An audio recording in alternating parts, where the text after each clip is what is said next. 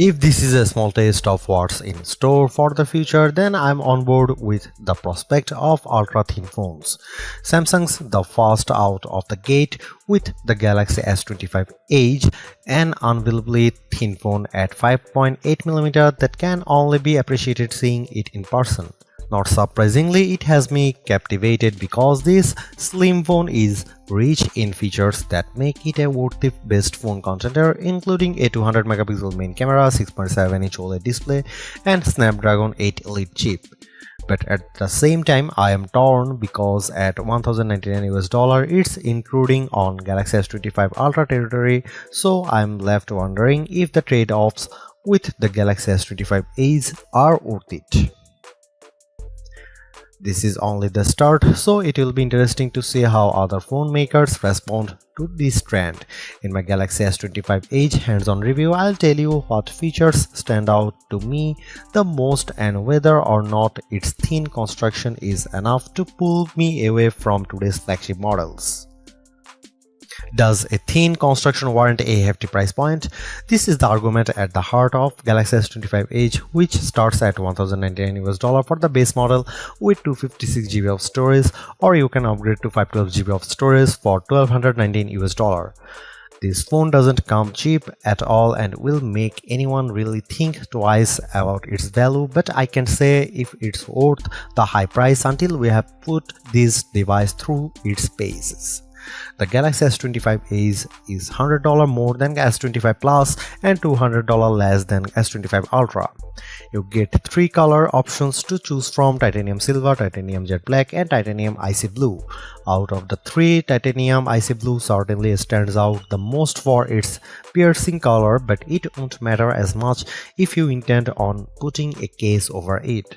The Galaxy S25 Edge pre-orders are available right now, with Samsung sweetening the deal by taking on a $50 credit and upgrading you to the 512GB model at no additional charge. It will be widely available starting on May 23 from Samsung and other carriers nationwide. I've been using the Galaxy Z Fold 6 over 6 months now, and what's interesting is that it's actually just as thin as the Galaxy S25 Edge at 5.6mm, but that's when it's unfolded. When it's closed, however, the Galaxy Z Fold 6 measures at 12.1mm thick. Size-wise, it's definitely not as long or wide as other flagship models, making it slightly easier to use one-handed. Against the Galaxy S25 Ultra, which comes in 8.2mm, the Galaxy S25 Edge is roughly 31% thinner. I'm actually astounded most of by the weight difference between the two. The Galaxy S25 Ultra feels overweight at 7.69 ounces, whereas the Galaxy S25 Edge tips the scales at just 5.75 ounces. For a phone that's this thin and light, it still feels incredibly solid in the hand. That's due to its sturdy titanium frame and Gorilla Glass ceramic too covering the display. Even with its thinness, it doesn't feel fragile and still gets the same IP68 rating as the S25 Ultra. While all of this makes the Galaxy S25 Edge an engineering feat, I don't have the same reaction as other thin phones I have seen in my lifetime. Yes, it's the thinnest Galaxy S device ever, but it doesn't rival the feeling I got seeing the original Motorola Razr or when Apple introduced iPod Nano. I honestly believe that the Galaxy S25 Edge is in a tough position mainly because of how it's priced and other compromises it makes in order to achieve its thinness at $1,099. It's $200 more expensive than the similarly sized Galaxy S25 Plus and $200 less than the Galaxy S25 Ultra flagship. Battery life is clearly the one area where the Galaxy S25 Edge is at a big disadvantage. You could argue the same for its cameras, but I think its dual camera setup can still pack a punch.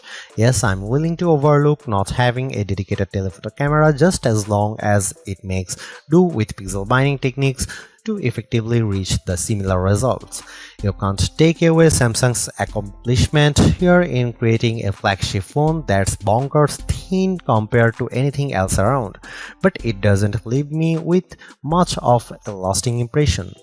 If it was exactly like the Galaxy S25 Ultra in every way, camera included, but in a much smaller and lighter package, then I think I'd be more impressed. But it's not. This isn't a generation defining change like the Moto Razr or iPod Nano. Then again, there's still chance the S25 Edge could sway my feelings once it's properly tested. Thanks for watching, see you in the next one.